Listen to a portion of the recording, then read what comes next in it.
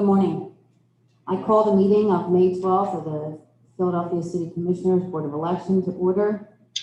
We will now move to public comment.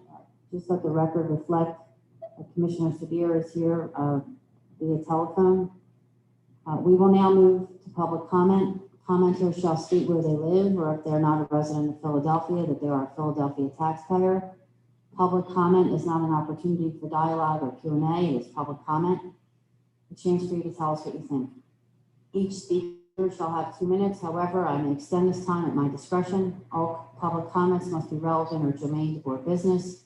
Finally, it is my responsibility to preserve the order and decorum of the meetings. As such, profane, slanderous, discriminatory, or personal attacks will not be tolerated. Anyone wishing to offer public comment, please step forward.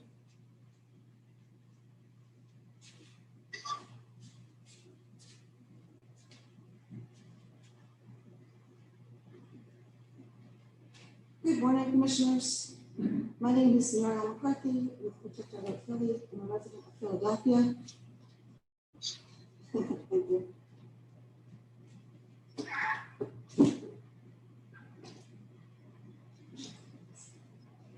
Hi, I'm Muriel McCarthy with Protect Our Vote Philly. I'm a resident of Philadelphia. I'm here today to ask you to abide by the election code regarding the duplication of ballots. In a June canvass, I observed and reported to you in our July open letter that ballots were not duplicated correctly. At the November canvass, I observed the same thing. Multiple conversations took place between myself and Deputy Bluestein that staff are not following the law. And my colleague, Rich Durella, spoke with Commissioner Sabir, who asked that the statute be emailed to him, which he did. The requirement is simple. Damaged ballots and their duplicates must be marked with matching serial numbers, and the duplicated ballots must be marked as such. I'm here to ask you to duplicate ballots correctly this time from the outset of the canvass. With regard to commingling ballots, we noted that, like in June, the board was not present when voting machine collection bins were opened, and the commingling didn't take place before the canvass as required by the Department of State. This is a repeat of what happened in the June canvass. These laws were passed by the legislature to protect the integrity of our elections, to make sure that it can be proven that every vote is counted as cast by the voter, and to protect ballot secrecy. The procedures are clear. Frankly, it's puzzling that you don't seem to want to follow them. We ask that you abide by the laws and rules so that duplicated ballots are properly documented and that the requirements for the use of the voting machines are followed. Thank you. We will now move to a report from the Secretary given. Oh, I'm sorry. I apologize.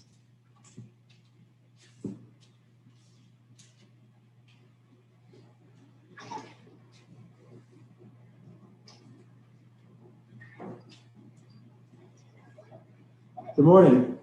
My name is Rich Corrales with Protect Our Vote Philly.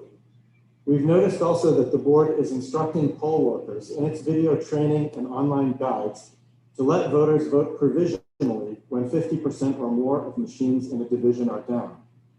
That's a violation of the 2008 injunction from the U.S. District Court in NAACP of Pennsylvania, represented by Public Interest Law Center, versus Secretary Pedro Cortez, and the resulting directive from the Secretary of State.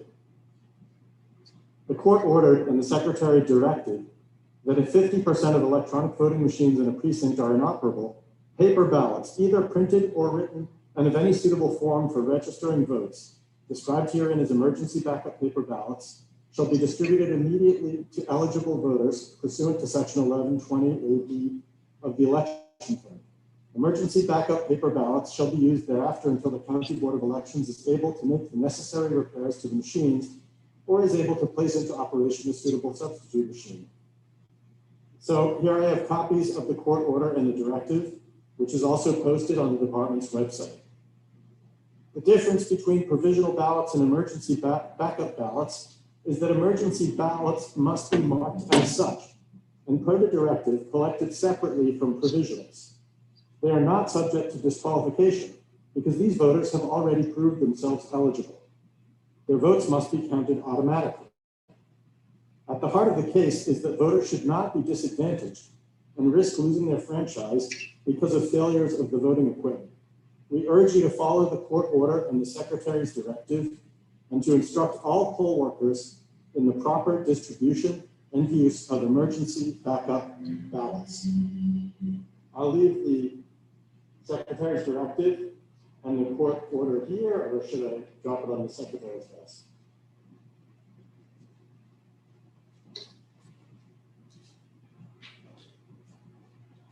Thank you.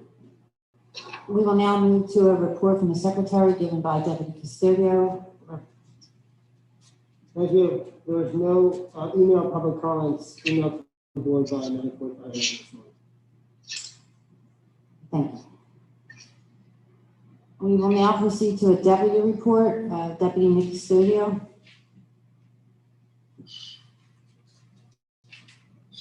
Good morning, Commissioners. A 25th mobile ballot drop-off event was added after last week's meeting. It took place on Saturday, May 8th, from noon to 2 p.m. at Lincoln Financial Field, Black Bay. It was announced prior to the event per the board's motion. Staff are asking the Court of Common Pleas to approve 3 more emergency polling place changes due to a broken elevator at the facility. Once approved, new voter registration cards will be mailed to every household in divisions, which change polling places for this primary. Our staff will also hang signs in division to let the public know. The divisions are Ward 44, Division 1, 44-5, 44-19. All of them are moving out of the Broadway Baptist Church. 1 is moving to Conestoga Rec Center. 5 is moving to Heston School. And 19 is moving to Simpson Fletcher Conestoga House, social room, 2nd floor. Thank you, Nick. We will now proceed to new business. I have one item, Madam Chair. Excuse me, Commissioner Schmidt. Let's let the record reflect there is no executive director report this week, as our executive director, Joe Lynch, is dealing with the election day preparation. Proceed, Al. Madam Chair, I make a motion that we approve the absentee and mail-in ballot challenge procedure document that has been posted on PhiladelphiaVotes.com and is available at the public comment table, as well as the absentee or mail-in ballot or ballot application challenge form, which is also online. It's a required procedure, process, and forms for challenges to applications for absentee and mail-in ballots for the 2021 municipal primary and special election. Challenges that are not submitted in accordance with the procedures and or do not utilize the form will not be considered.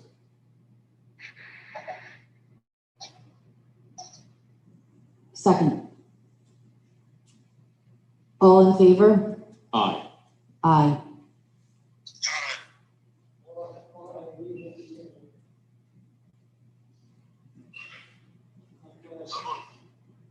My vote is aye in favor of the motion. Thank you, Commissioner.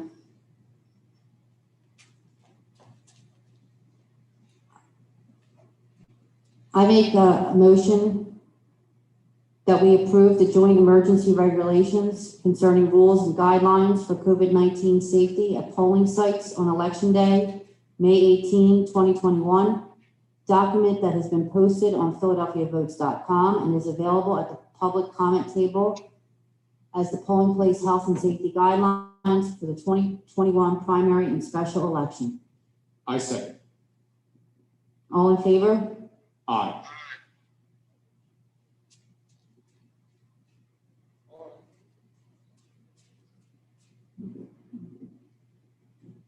Commissioner Sabir? Okay, I'm in favor of the motion. Thank you, Commissioner.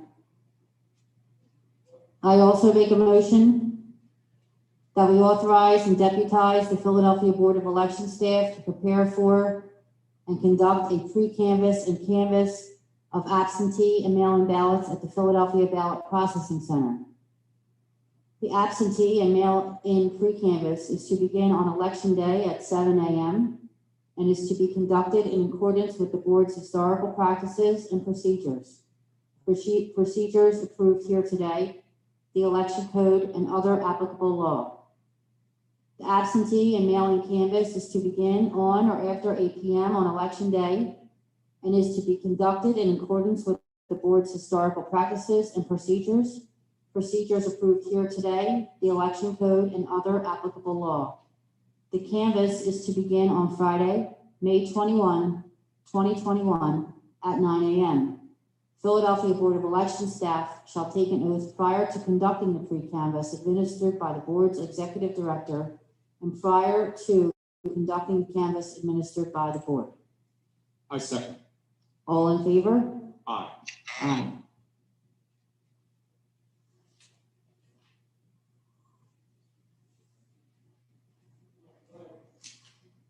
I'm in favor of the motion. Thank you, Commissioner.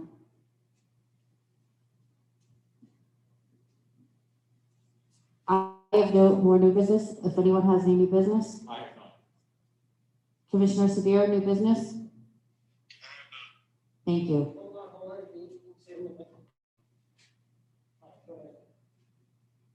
I have none. Thank you, Commissioner. Having no more old business and no new business, I make a motion to adjourn. Second. So moved. This meeting is adjourned to the call of the chair. Thank you.